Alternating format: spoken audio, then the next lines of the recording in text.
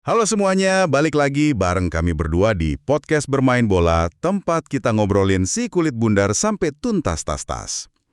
Hari ini atmosfernya agak sedikit berbeda ya. Kalau biasanya kita bahas kejayaan Scudetto yang sengit, hari ini kita harus bicara jujur soal realita pahit. Di saat tim-tim Premier League dan La Liga makin lari kencang, perwakilan Serie A kita di Liga Champions musim 2025-2026 ini malah kayak lagi jalan di tempat kalau nggak mau dibilang mundur. Bayangkan, Inter yang perkasa di liga lokal harus takluk sama Bodo Glimt? Juve? Jangan ditanya, dihajar Galatasaray 5 gol. Apa yang salah? Apakah ini soal dompet yang makin tipis dibanding klub-klub Inggris? Atau emang gaya main slow-mo ala Italia udah nggak laku lagi di hadapan intensitas sepak bola modern yang makin gila? Gue nggak sendirian, karena hari ini kita bakal bedah semua datanya, mulai dari krisis finansial yang bikin klub kita cuma bisa pinjam dulu 100 pemain, sampai kritik pedas Fabio Capello soal kenapa Serie A jadi liga yang terlalu nyaman buat wasit tapi rapuh buat kompetisi. Tetap di sini karena kita bakal kupas tuntas kenapa Serie A melempem di panggung tertinggi Eropa. Let's kick off. Makasih openingnya. Memang ya sepak bola Italia tuh sekarang lagi ada di persimpangan yang lumayan krusial sih menurutku. Realita di Eropa belakangan ini bener-bener kontras banget sama dominasi tim-tim raksasa ini di liga domestik. Bener banget. Oke, mari kita bedah ini pelan-pelan ya, biar kalian yang dengerin bisa ngerasain seberapa ironisnya situasi ini. Kita mulai dari Inter Milan dulu deh. Boleh, Inter kasus yang sangat menarik. Buat kalian yang ikutin Serie A musim ini, pasti tahu dong kalau pelatih Christian Chivu itu lagi dipuja-puja banget. Rekornya tuh luar biasa gila. Dia bahkan disebut sebagai rookie terbaik di era modern. Ya, statistik dia di kancah domestik memang nggak bisa dibantah. 64 poin cuma dari 24 laga. 64 poin. Itu unggul 10 poin dari AC Milan yang ada di posisi 2 loh. Ibaratnya di liga lokal, Inter ini udah kayak monster yang nggak bisa dihentikan. Tapi begitu menyeberang ke Eropa, strateginya seakan menguap begitu saja.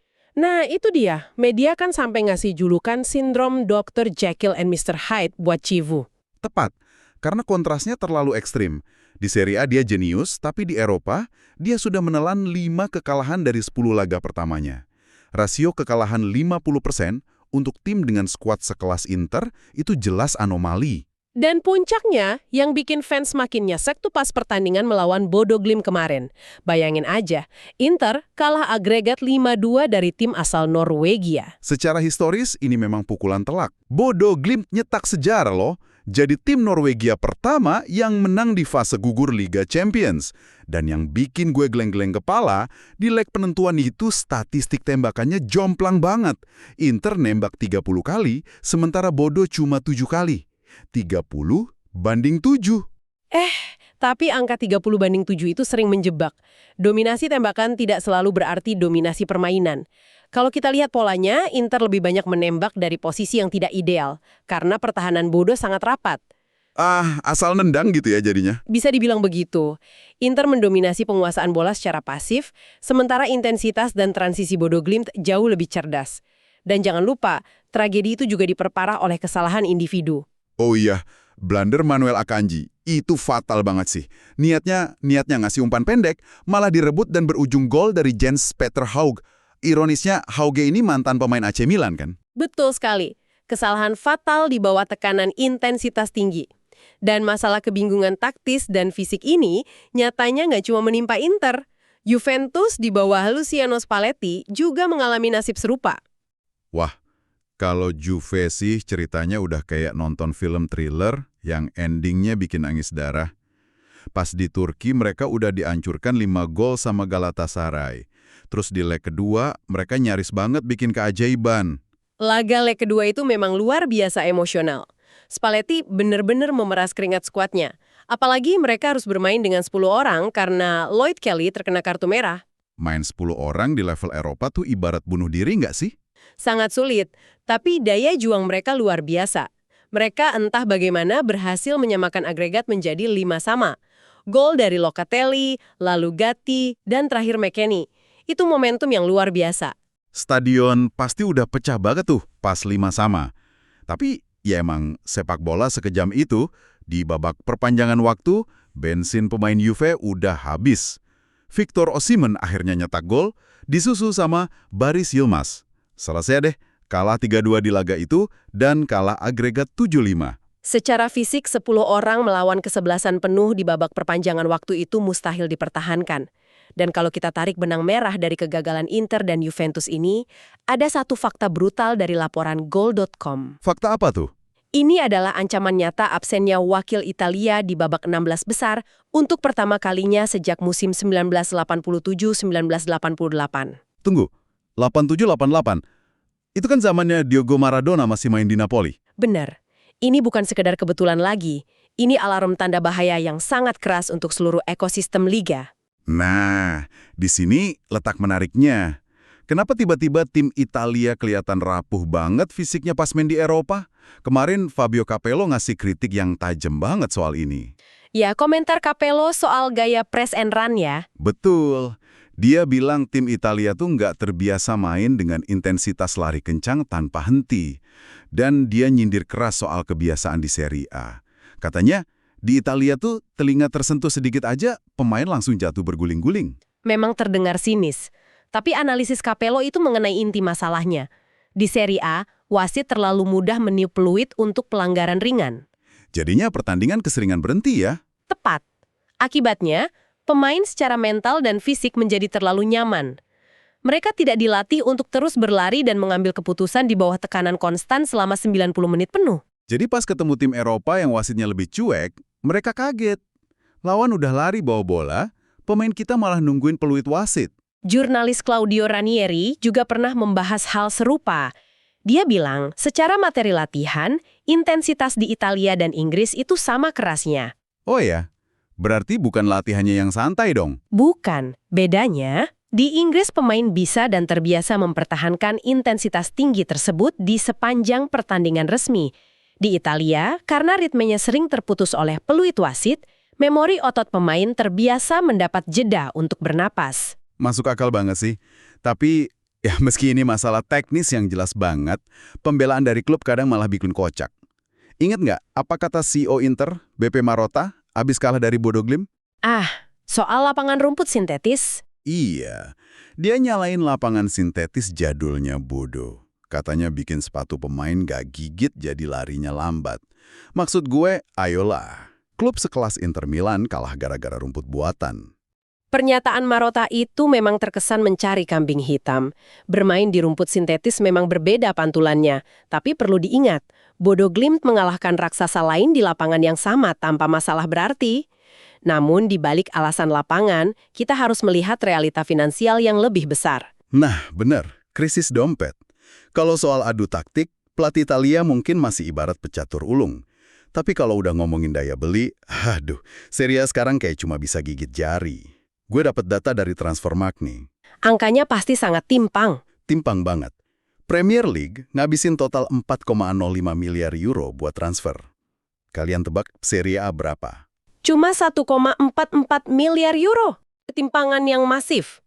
Dan data itu didukung penuh oleh laporan Deloitte Football Money League edisi 2026. Laporan ini menunjukkan stagnasi pendapatan yang parah di liga kita. Emang separah apa posisi klub kita di daftar itu? Sangat memprihatinkan. Tidak ada satupun tim Italia yang masuk dalam daftar top 10 klub dengan pendapatan tertinggi. Nggak ada satupun? Padahal dulu langgaran masuk 5 besar loh. Betul. Saat ini Inter hanya berada di peringkat 11, Milan ke-15, dan Juventus ke-16. Sebagai perbandingan, Real Madrid di puncak daftar itu menembus pendapatan 1,2 miliar euro. 1,2 miliar euro. Gila. Pantesan aja jaraknya makin jauh. Penyebab utamanya adalah hak siar TV domestik Serie A yang justru turun 3%. Saat liga lain meroket nilai hak siarnya, Italia malah jalan di tempat. Gaji kompetitif karena sebagian beban pajaknya diringankan negara. Tapi sekarang aturan itu dicabut. Berarti klub harus bayar pajak full dong buat gaji pemain bintang? Iya, tagihan gaji klub langsung membengkak tajam. Mereka kini semakin sulit untuk tidak hanya menarik pemain top baru, tetapi juga mempertahankan bintang yang sudah ada. Akibatnya, eksodus besar-besaran terjadi.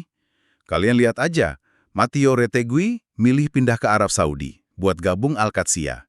Tijani Reinders ditarik ke Manchester City.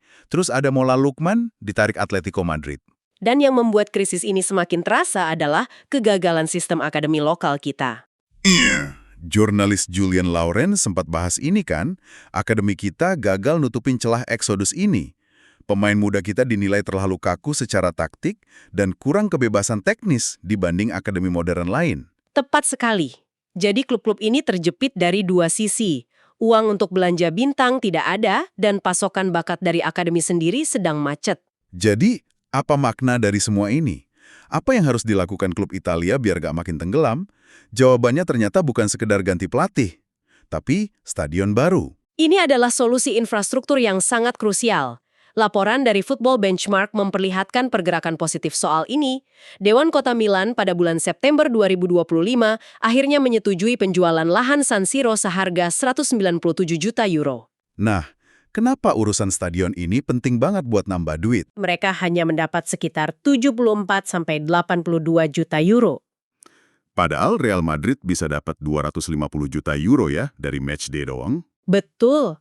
Stadion baru dengan kapasitas 71.500 kursi itu diproyeksikan bisa menambah pendapatan hingga 100 juta euro per musim untuk masing-masing klub. Stadion modern memiliki fasilitas VIP dan hospitality yang margin keuntungannya raksasa. Tapi ada satu yang bikin gue mikir. Kalau mau kaya, kenapa mereka masih harus patungan atau berbagi stadion berdua? Kenapa nggak bikin sendiri-sendiri aja? Jawaban singkatnya, pragmatisme bisnis. Membangun stadion supermodern saat ini biayanya lebih dari 1 miliar euro. Itu lebih dari 15.000 euro per kursinya. Wah, 1 miliar euro. Duit dari mana coba klub Serie A sekarang? Ini bukan lagi soal gengsi atau rivalitas derby, ini murni soal bertahan hidup agar bisa kembali bersaing di Eropa. Bener juga ya. Selama bisa bikin klub kaya lagi dan kompetitif di Eropa, ngapain ributin rumah yang sama? Oke, akhirnya kita sampai di penghujung pembahasan hari ini. Kesimpulannya cukup pahit ya. Serie A mungkin masih jadi liga dengan taktik paling catur di dunia. Tapi di panggung Eropa, di mana kecepatan dan uang bicara lebih keras, catur aja nggak cukup. Kita butuh mesin yang lebih panas dan dompet yang lebih tebal kalau nggak mau cuma jadi penonton di babak perempat final. Realita yang harus segera dihadapi oleh manajemen sepak bola Italia. Apa musim depan bakal ada revolusi? Atau kita harus terbiasa melihat tim Italia puasa gelar lebih lama lagi di kompetisi kasta tertinggi ini? Waktu yang akan menjawabnya. Tapi sebelum gue tutup, gue punya satu pertanyaan buat kalian yang dengerin di Spotify atau YouTube. Kalau harus milih, kalian lebih rela tim jagoan kalian juara Serie A tapi hancur di UCL? Atau tersingkir dari perebutan Scudetto demi bisa angkat trofi si kuping besar? Dilema ini yang kayaknya lagi dialami pelatih-pelatih top Italia sekarang. Pertanyaan yang pasti bikin pusing para supporter sejati. Jangan cuma dengerin, yuk suarain pendapat kalian. Tulis di kolom komentar kalau kalian punya teori lain kenapa Serie A musim ini melempem banget. Share episode ini ke grup WhatsApp teman-teman bola kalian, biar debatnya makin seru. Dan jangan lupa, subscribe podcast Bermain Bola supaya nggak ketinggalan bedah taktik dan drama sepak bola lainnya minggu depan. Kami berdua pamit undur diri. Tetap cinta bola, meskipun tim jagoan lagi sering kalah. Ciao!